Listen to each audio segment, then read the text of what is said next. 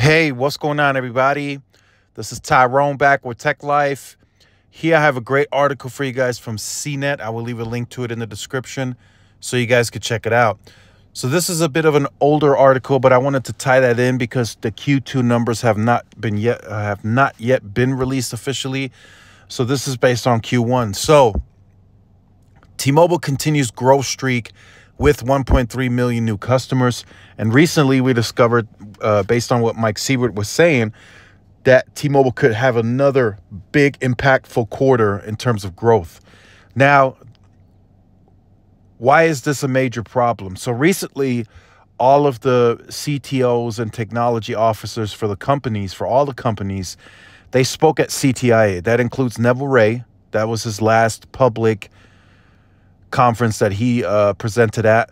There was an AT&T representative and Verizon representative, and all three of them in their presentation included that the pipeline for spectrum auctions slim to none right now in the US. And although right now there's enough spectrum for the short and midterm in terms of fixed wireless access and wireless growth and data usage, in the future, all three of them are going to need more spectrum. And they made that very clear during their presentations at CTIA. Now, the reason I wanted to make this video and the reason I say this is a major problem for T-Mobile first, because they are growing. They are growing. What I anticipate, starting with this second quarter, they're going to grow way more than their competitors in the MNO space. And I think we're going to start seeing that widen even more in Q3 and Q4.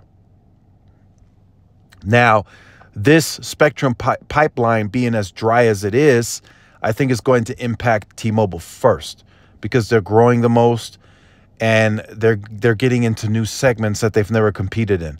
So when they go for enterprise and business, that's going to still impact the network at the urban level, because a lot of businesses, a lot of enterprises are in these big markets. Now, there are some offices in rural and suburban areas, but a lot of them are in these big urban markets where they're going to be the network is going to be impacted based on usage. So that's what I'm thinking. That's my thought. And T-Mobile did the same during LTE. They had some good channels during LTE. They had band 20 at 20 by 20. They had AWS band 4 at 20 by 20. In some markets, it was 15 by 15, but they had some pretty decent, wideband channels during LTE. And what did they do? They loaded them up.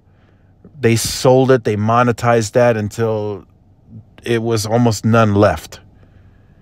And now, they have more, and there's still some runway because there's more spectrum being shaved off of LTE, moved on to NR. There's some other tricks that they can still do, but they continue loading it up very quickly. Fixed wireless access has continued to be loaded up. That's going to impact the network. Wireless has continued to be loaded up. So I think it's going to impact them the first. If anything in the future needs more spectrum, it's going to be T-Mobile first. And I think that will be seen a lot sooner than any other carrier. So make sure you guys stay tuned to the channel for more. Like, share, subscribe, and I will see y'all in the next one. Peace.